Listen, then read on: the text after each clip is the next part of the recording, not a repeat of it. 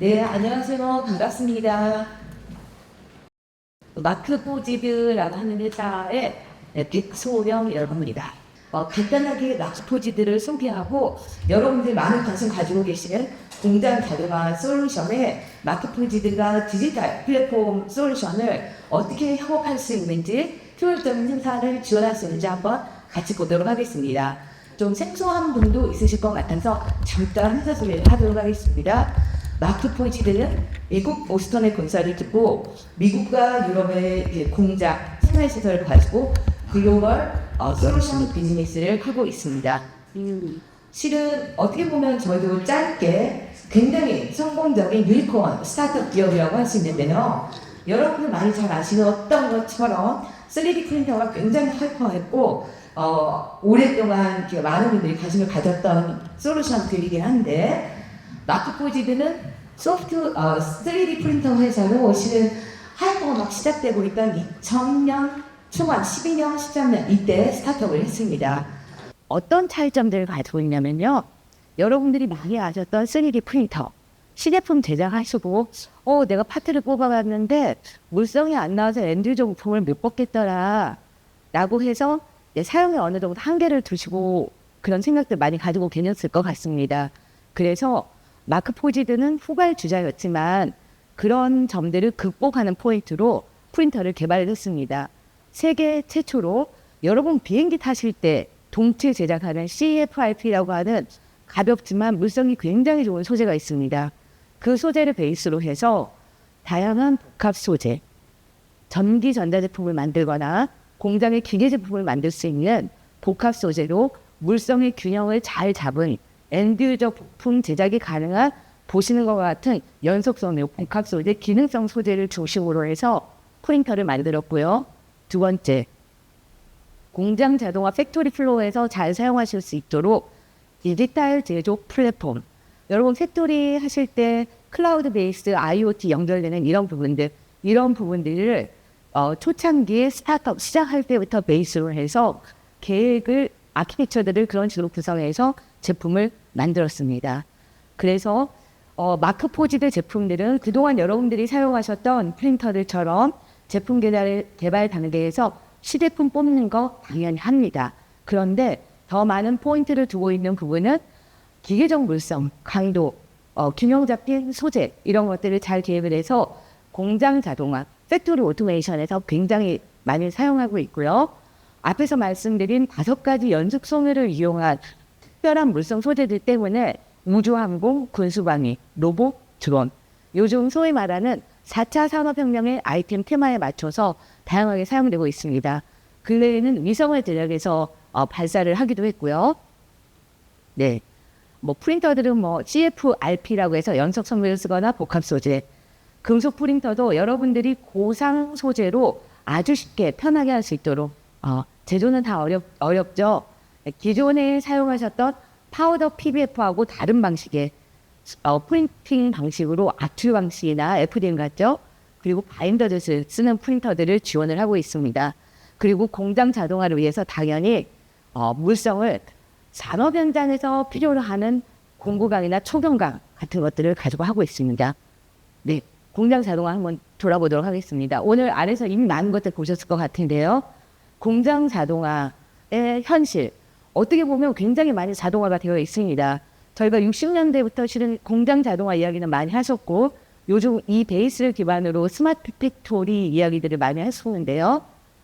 실은 이게 오늘날 우리 공장의 현실들입니다. 가장 윗단에 보면 컴퓨터 대여하시면서 CNC 가공하시고 디지털 제어하십니다. 이미. 두 번째, 자동차 라인에서 농접은 스파 농접 자동화해서 많이 하고 있습니다. 로봇들이 합니다. 사람 안 들어갑니다. 산업 로봇. 세 번째, 조립 라인. 우리가 부품을 만드는 아랫단 이야기를 안 해서 그러는데 어셈블리 라인에는 삼성 반도체도 그렇고 전자도 그렇고 LG도 스마트 팩토리 운영하고 현대도 저런 로봇들이 다 돌아다니는데 저런 어셈블리나 디테일들 이 부분에는 작업자분들이 직접 개입하셔야 되죠. 이것 때문에 우리가 유튜브에서 많이 보는 작업자분들이 힘들어서 자동차 못잡고 발로 차서 정 회장님이 하겠다 이런 이야기들도 있고 힘들죠. 그런데 이 부분들이 우리가 이제 기계 부품을 만드는 아랫단 쪽으로 와보면 아래와 같습니다. 어셈블리는 자동화가 되지만 정말 부품을 만드는 이 엣지단의 일들, 직교 로봇도 많이 자동화했어요. 그런데 여전히 성취한 작업은 사람이 하다 보니까 여기 보시는 것처럼 이제 나이 들어가는 사람만 해요. 저희도 일하기 싫잖아요. 팬데믹 이후에 힘든 일 더 이상 하기 싫어요. 무거운 거 들고 반복 작업하고 뼈가 아파요. 이런 일이 계속되고 있고 여기가 어려우니까 노동력 싼 데 가서 여기 팍스콘 공장입니다. 여러분 잘 아시는 애플도 만들고 전 세계 전자제품의 모든 조립과 부품을 다 만든다는 팍스콘. 결국은 노동비 저렴한 데서 사람 때려박아서 일을 하고 있는데 이러한 모든 작업들이 결국은 우리가 오늘 이야기하는 왜 스마트 팩토리 가야 되고 왜 자동화해야 되는가. 어려운 일이지만 결국은 가야 하느라. 왜 나이 들어서 더 이상 할 수 없고 우리 MZ 분들은 좀 더 창의적이기 때문에 저 로직하고 크리에이티브한 일 위주로 돌아가는 뿐더러 우리 노동 인구 부족하다는 이야기 많이 하잖아요. 보셨던 것처럼 반도체나 이런 데 자동화 많이 되어 있지만 결국 부품을 만드는 그 엣지단의 입장에서는 스마트 팩토리 공장 자동화, 공장의 현실이 다 모든 업체가 다 다릅니다. 우리 기업에 맞게, 우리에게 맞게 결국은 업체의 환경과 내가 만들고 있는 부품에 따라서 다른 단계에서 결국은 시작이 되어야 합니다.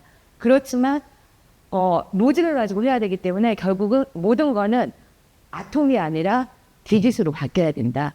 디지털화해야 되죠. 지금 AI 이야기 완전 대박이었습니다. 작년부터 챗 GPT 이후에 각 엣지단의 애플리케이션으로 스며들고 있죠.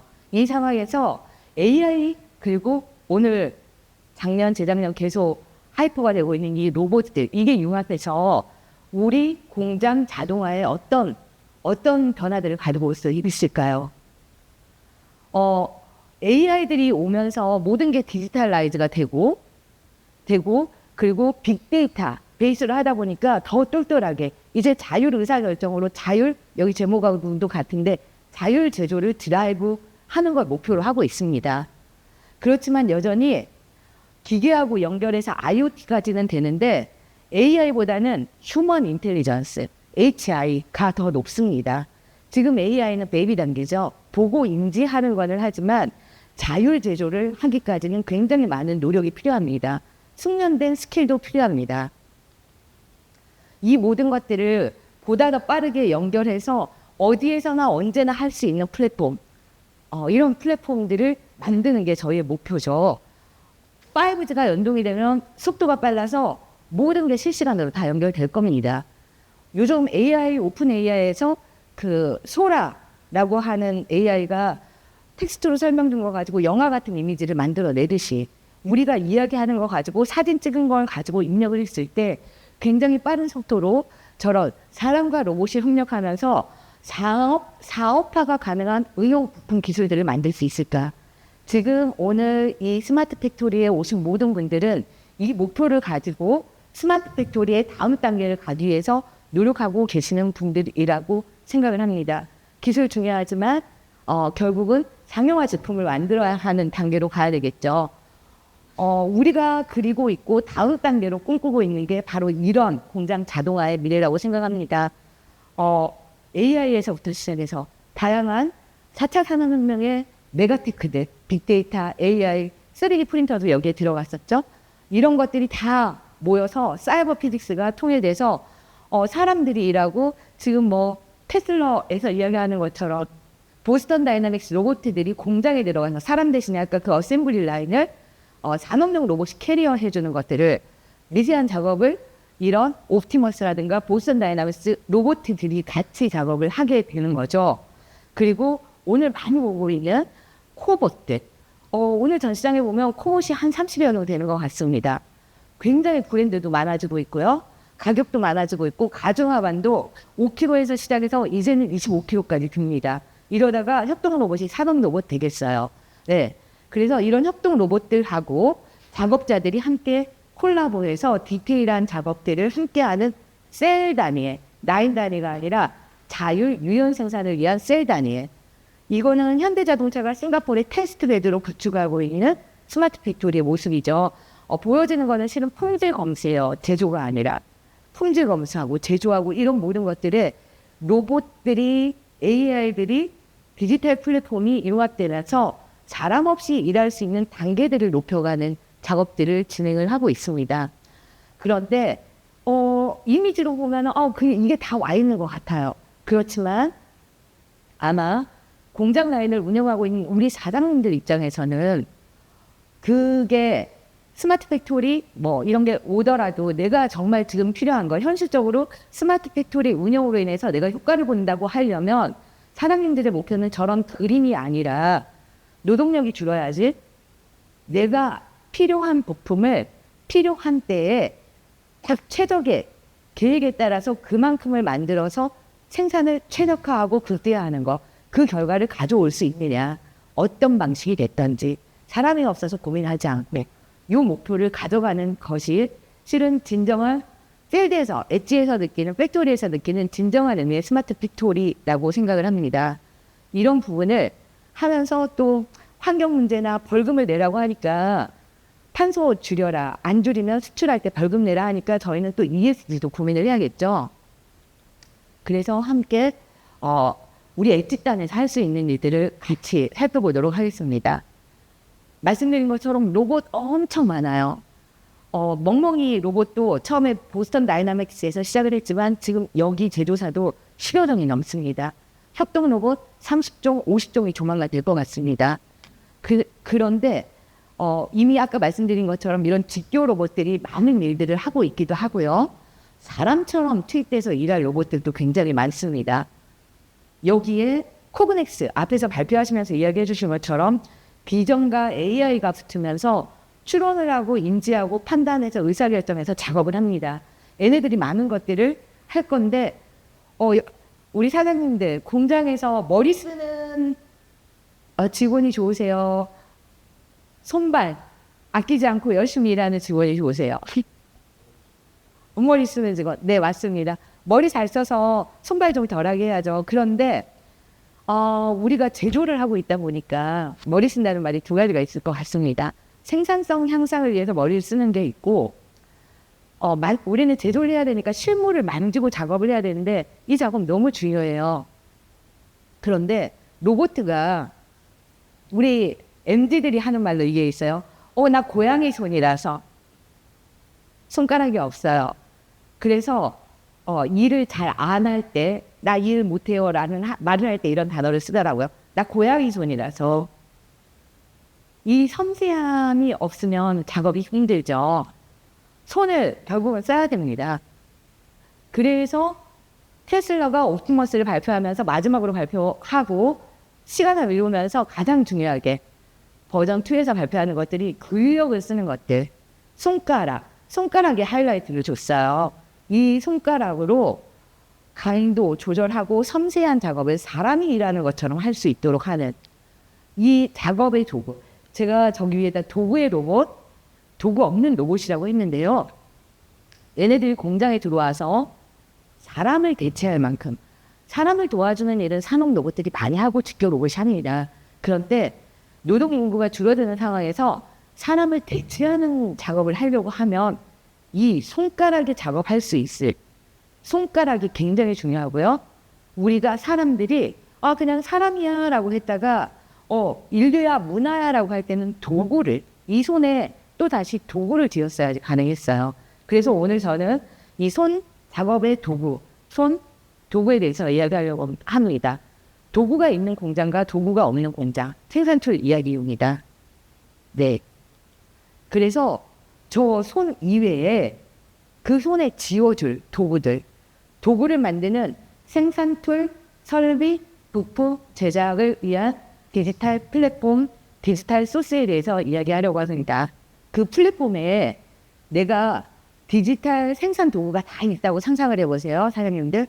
그래서 내가 필요한 때, 우리 아까 AI 스마트 팩토리 이야기한 것처럼 그 디지털 플랫폼 안에 내가 필요로 하는 도구, 생산 툴들이 있어서 걔네들을 그냥 컴퓨터만 열면, 찾아내면 바로 현장에서 프린트를 해서 쓸 수 있다면 이라는 게 우리가 프린터를 상상하면서 꿈꿨던 거죠. 컴퓨터를 열고 썸네일로 3D 데이터를 봅니다. 프로그램 안 열어도 돼요. 선택을 합니다. 필요한 파트를. 그리고 소재, 어떤 소재 쓸 건지, 금속인지, 뭐 복합 소재인지 소재를 선택을 하시고 버튼만 눌러서 프린트해서 프린트를 합니다. 그래서 현장에서 필요한 파트를 그냥 디지털 플랫폼에서 카탈로그를 골라서 꺼내서 쓸 수 있도록. 아까 모두의 마크포지드 회사가 가지고 있는 차별점이에요 라고 설명드렸던 플랫폼 베이스로 스마트 팩토리를 기획하면서 아키텍처를 가졌습니다 라고 말씀드린 바로 그 플랫폼, 디지털 4G 플랫폼입니다. 이 디지털 4G 플랫폼에는 OEM 인증 체계의 아키텍처를 가지고 있어서 현대가 협력사에게 인증을 해줄 수도 있고 협력사가 승인받은 부품 디지털 카탈로그를 업로드해서 승인을 받을 수 있고 이러한 파트들을 전 세계 어디 공장이든 대한민국 부산공장, 충북공장, 부천공장 어디에서든지 저 플랫폼과 프린터를 가지고 버튼만 누르면 작업을 할 수 있게 지원이 가능한 디지털 소스에 대해서 이야기하도록 하겠습니다. 공장 어디에서나 쓸 수 있도록 클라우드 또는 인트라넷 베이스의 사내 서버를 이용할 수가 있습니다.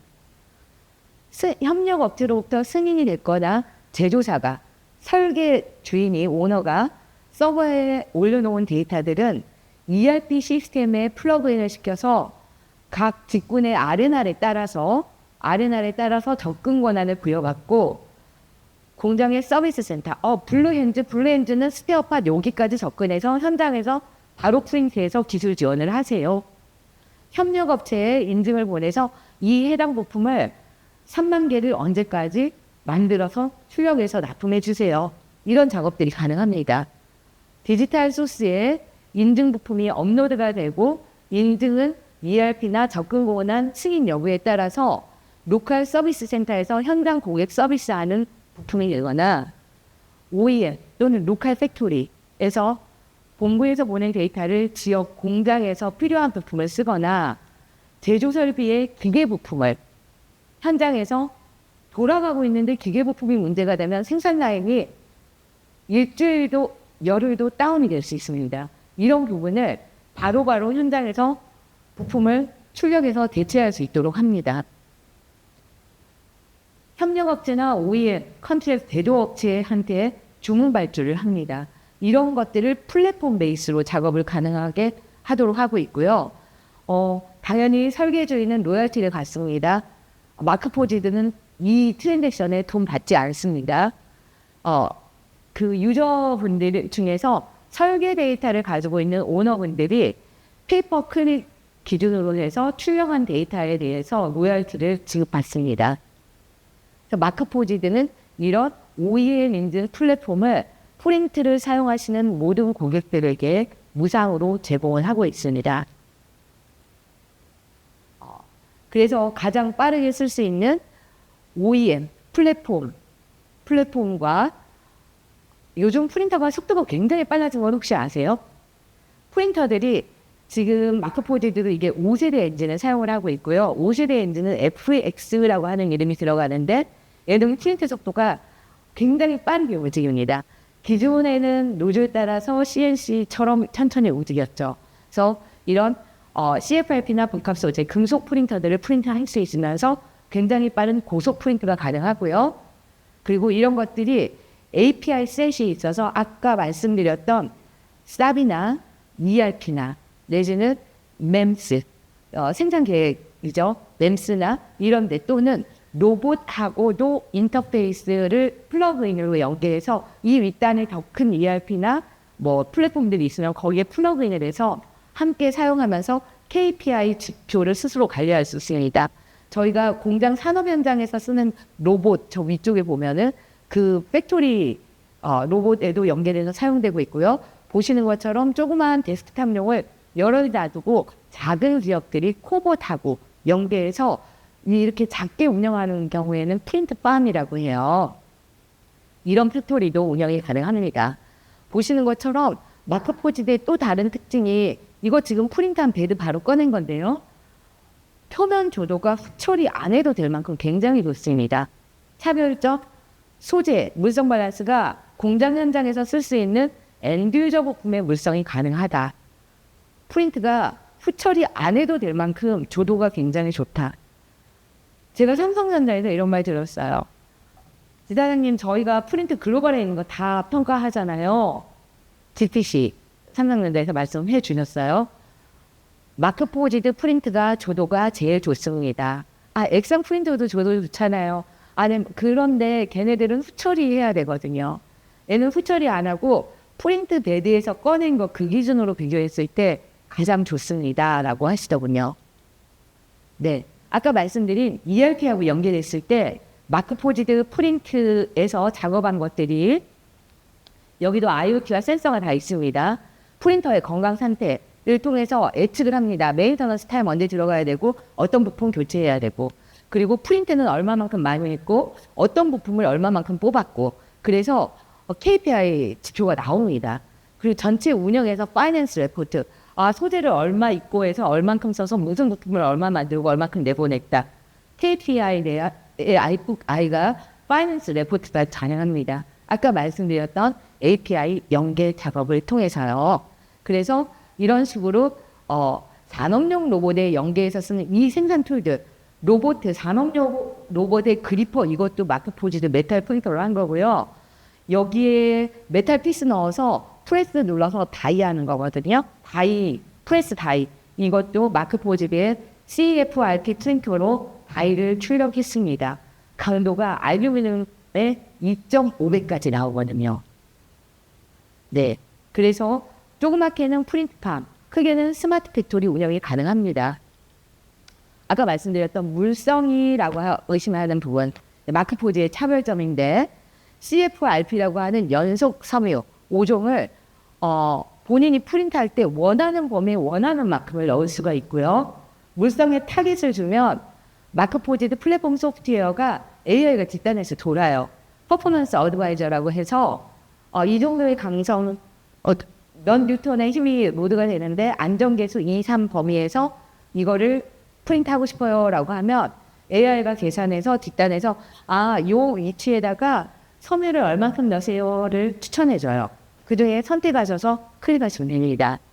그래서 이렇게 강도를 스스로 설계를 하시고 빠른 속도의 프린터로 프린트 작업을 하셔서 네, 실은 소재 종류도 다양하니까 기능성으로 내열성, 내화학성, 기능성 소재에 선별하시고 ESD, 소재 전자부품을 위한 ESD도 가능합니다.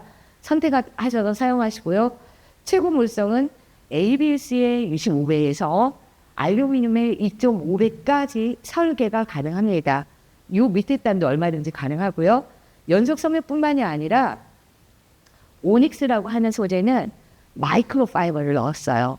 그래서 굴곡 강도가 여러분이 꺾어도 부러지지 않고 잘 휘어서 원복이 되는 탄성이 좋은 소재라서 기계 설비 부품에 사용하시면 충격 강도, 인장 강도, 굴곡 강도 다 좋고요. 심지어는 금속을 썼을 때보다 진동 흡수율이 좋아서 설비 부품의 피로도를 낮춰주는데 굉장히 효과적인 맞는 소재라고 말씀드리겠습니다.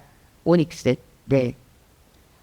물성을 한번 그래프를 보시면 나일론의 물성이 이 정도에 있어요. ABS 물성이 있고요. 제가 만능이라고 했던 오닉스의 물성입니다. 그리고 연속 섬유들을 글라스 파이버나 케블라는 저희 방탄. 총 맞아도 구멍 안 뚫리는 방탄 소재인데요. 방탄은 케블라, 파이버 글라스, 알루미늄 606의 TX가 우리 산업 현장에서 기계부품 만드는 데 가장 많이 쓰는 소재죠. 저 소재, 그리고 카본 파이버, 탄소 연속 섬유, 그냥 탄소 섬유가 아니고요. 연속 섬유입니다. 이런 것들을 사용했을 때 물성 표입니다. 이 기준으로 AI가 추천해주는 그 퍼포먼스 어드바이저랑 함께 물성 성능을 디자인하실 수 있습니다. 이게 프린트하는 필라멘트인데요. 그냥 필라멘트 같아 보이네. 그런데 함층되어 있는 플라스틱을 한번 태워보겠습니다. 그러면 이 안에 말씀드린 연속 섬유가 들어있어요. 보이죠? 섬유. 이게 꼬아서 있기 때문에 꼬아놓은 걸 계속 풀면 저쪽에 보이는 것처럼 실은 섬유 다발이에요. 저희가 이 섬유 다발로 프린트를 합니다. 이 섬유 다발을 원하는 곳에 원하는 만큼 넣어서 물성을 만들 수 있도록. 얼마나 강한지 보시죠. 그냥 고리 하나 출력했어요. 이 고리에다가 몇 톤을 드는지 볼게요. 몇 킬로그램을 드는지 볼게요. 마크포지드에 프린터로 섬유를 넣어서 물건을 캐리하는 고리를 출력했습니다. 캐리합니다.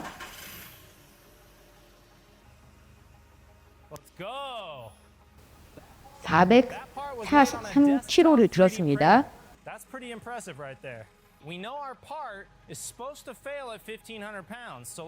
물건을 더 올려요.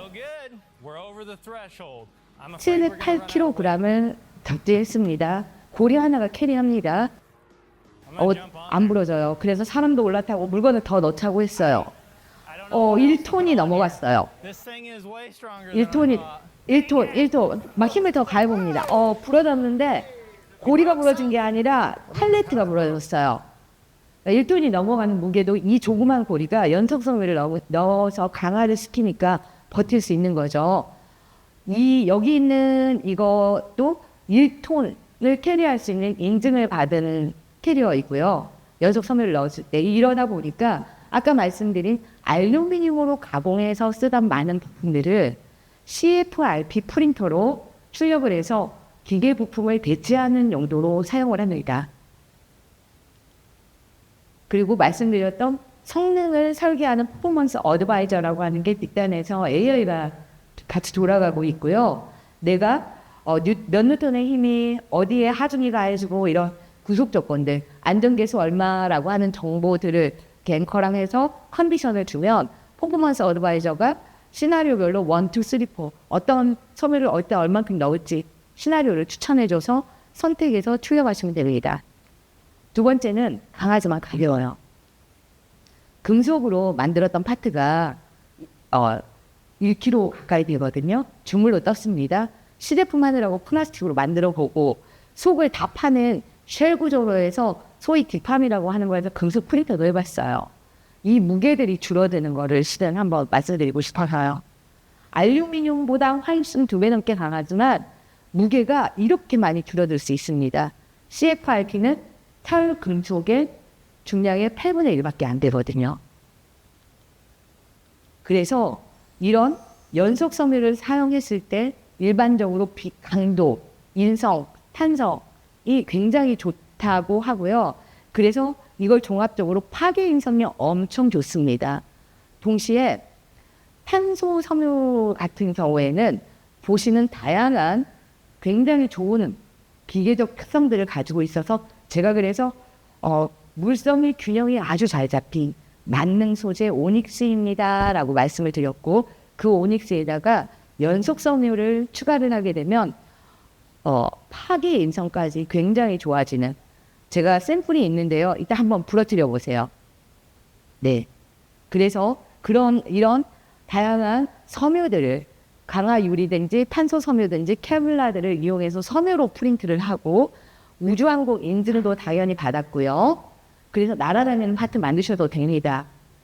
미국 FAA에서 승인한 퍼포먼스 인증을 받았습니다.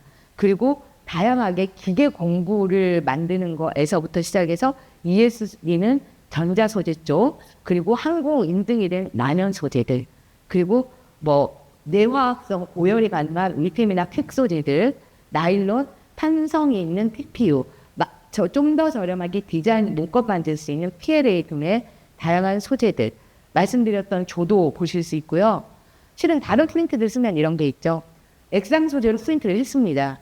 프린터로 끝나는 게 아니라 액상에서 레이저나 빛을 받아서 경화된 주변에 경화되지 않은 소재에서 물건을 꺼내면 국물이 레진이 딩덕딩덕해요. 그래서 세척기, 솔벤트 세척기에 2번의 세척 단계를 거칩니다. 배수 처리해야 됩니다. UV 경화기에 들어가서 굽습니다. 서포트도 같이 굽습니다. 그러면 이거를 나중에 꺼내서 다 떼어내고 서포트 층자리를 연마합니다. 프린트 이외에 보이지 않는 뒷작업이 너무 많고 환경 문제와 뒷작업이 많습니다. 액체 프린트를 하는 경우. 두 번째, 파우더로 프린트를 합니다. 파우더 깔고 레이저나 빛을 때리면서 내지는 바인더를 뿌리면서 하는데, 이때 성형을 하기 위해서 그 레이저 붓이나 내지는 화학적 화학물질 바인더를 뿌리면 소재가 열이 나면서 굳어지면서 파트를 만듭니다. 이 파트는 프린트가 끝나면 주변에 있는 파우더를 보시는 것처럼 흡입기를 통해서 파내는 작업을 하고요. 묻어있는 파우더를 털어내는 세모 디파우더링을 하고요. 그리고 나면 이 소재는 바로는 못 씁니다. 디그레이데이션이 일어났어요. 그래서 사용한 소재와 신규 소재를 신소재 8, 구소재 2로 섞어서 혼합 믹싱하는 빙진 작업을 또 해줘야 돼요. 그리고 나서 기계에 또 들어갑니다. 남아있는 소재가 구소재가 자꾸 얼마 정도는 버려져요. 이 후작업을 한 다음에 이 파트는 디파우더링을 했어도 파우더가 계속 나옵니다. 이 파우더를 떨어지는 걸 막기 위해서 도장을 하거나 블라스트를 치거나 그라파이트를 막 입히는 작업을 또 해줘야 돼요. 그래서 프린터로 끝나지 않고 뒷작업 일이 많습니다. 파우더, 액상.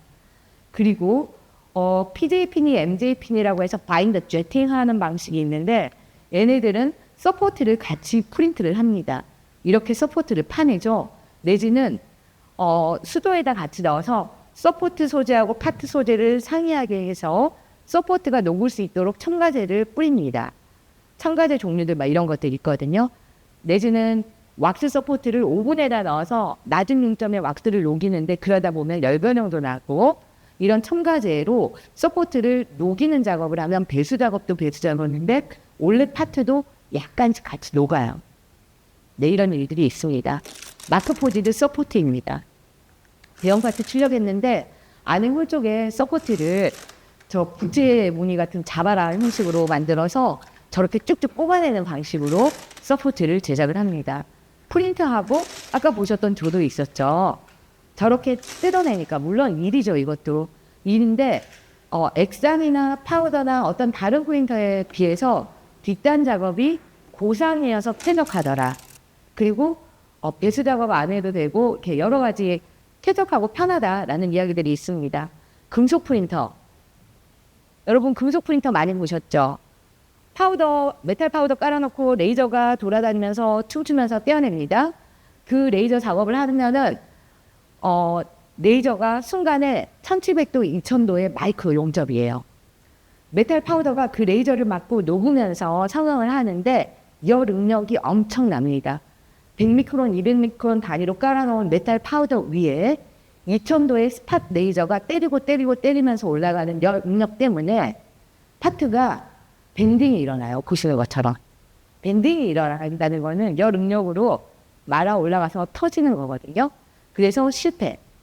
그래서 실은 메탈 파우더는 중력의 힘을 저항하는 서포트가 아니라 열 응력을 배출하기 위한 열 배출 채널로서의 서포트를 설계를 합니다. 그래서 내가 만드는 부품은 이건데 서포트를 이렇게 많이 달아야 돼요. 이렇게 달고 난 다음에 이 서포트를 다 깎아줘야 돼요. 서포트하고 프린트 베드를 떼어내기 위해서 전과 칼로 쳤습니다. 그랬더니 이게 용접으로 붙어있던 자리라 흔적이 남아요. 이 흔적 부분과 파트 엣지단에 붙어있는 이 부분들을 다 머신 가공을 해야 됩니다. 그래서 프린트를 한 번 할 때마다 프린트 베드를 다 가공을 해야 돼서 실은 굉장히 많은 일들이 필요합니다. 마크포지드의 금속 부품을 보겠습니다. FDM 같아요. 저렇게 FDM으로 프린트합니다. 이 메탈 파우더를 바인더하고 반죽해서 찰사 같은 와이어를 만들었어요. 이런 와이어. 메탈이니까 자석이 붙죠. 저 와이어를 가지고 FDM처럼 프린트를 합니다. 해상도가 50미크론에서 125미크론이 나오고요. 이렇게 프린터를 진행을 하시면 디지털 패턴도 넣고 내부 채널도 넣고 레티스 구조도 하고 다 합니다. 아까 보셨던 산업용 로봇의 조 있죠. 이런 것도 다 이 금속 프린터로 작업을 했고요. 구리가 PDF에서는 프린트 잘 안 되는 거 아시죠? 잉크넷, 공구강, 초경강, 고탄강 이런 것들 다 프린트합니다. 이거는 기존의 PDF나 다른 금속 프린터가 못하는 우리 산업티에서 쓰고 있는 소재들입니다. 오른쪽도 마찬가지로 여기 보시는 것처럼 한 번만 동영상 크게 해주시겠어요? 레티스 설계가 들어갔습니다. 네, 이런 레티스 설계들 FDM 방식으로 하는데 내부에 다양한 자이로나 삼각형 벌집 모양의 레티스들을 넣어서 프린트합니다. 바인더가 있으니까 한번 바인더가 잘 빠지도록 넣어준 다음에 로에 들어갔다 나오면 바인더가 다 녹아서 빠지고 소결이 돼서 저런 제품이 나옵니다. 실은 아까 영상 앞단에 프린트 끝나고 나서 파란 종이에서 이렇게 이 파트 찢어낸 거 보셨을까요? 금속 빌드 플레이트가 아니라 파란 필름이 빌드 플레이트이기 때문에 PBF처럼 머신링 안 해도 돼요. 쉽게 쓸 수 있어요.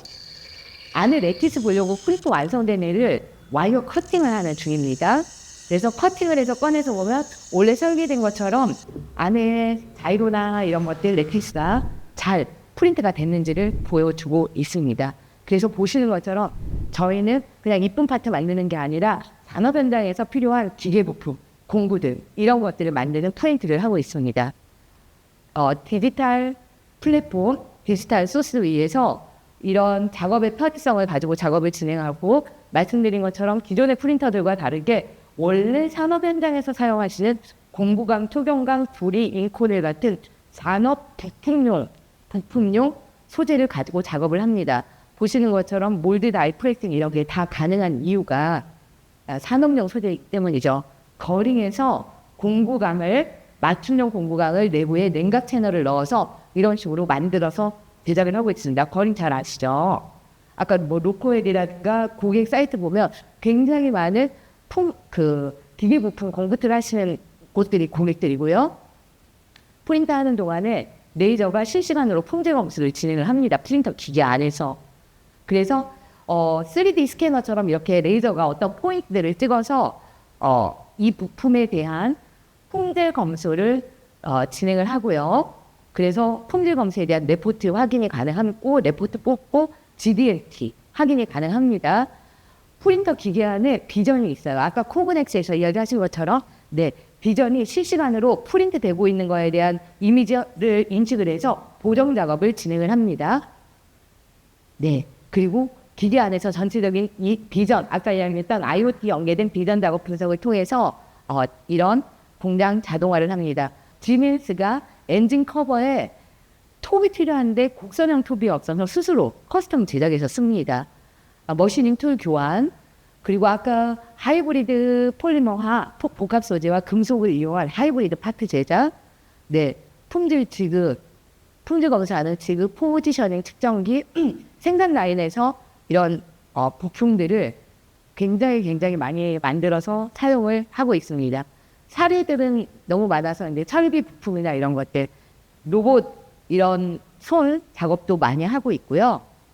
소재의 재질에 따라서 소재나 생산 부품의 재질이나 소재적 특징이나 물성에 따라서 굉장히 다양한 설계들이 가능한데 아까 푸드 이야기가 나와서 공장 라인에서 이렇게 시즈닝을 뿌려주는 노즐들, 이게 아까 실링 패키지 코그넥스가 설명했던 실링 패키지 하는 이 공구 툴들도 저희가 다 만들어서 작업을 하고 있습니다.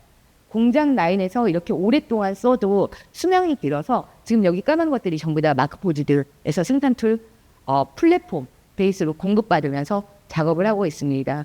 자동차 용접법 구리로 출력을 했죠. 시제품을 만들기도 하는데 분수방위 헬멧을 만들 정도로 강하고 이런 소규모 양산 배치 아웃도어에서 카메라 하우징이라든가 이런 것들 금속을 이용한 다양한 엔드 유저 부품들을 만들고 있습니다. 고객 사례는 제가 굉장히 좀 빠르게 급하게 이미지만 보여드렸는데요. 추가로 궁금하신 점들은 이따 부스에서 A월 608호에서 뵙도록 하겠습니다. 감사합니다.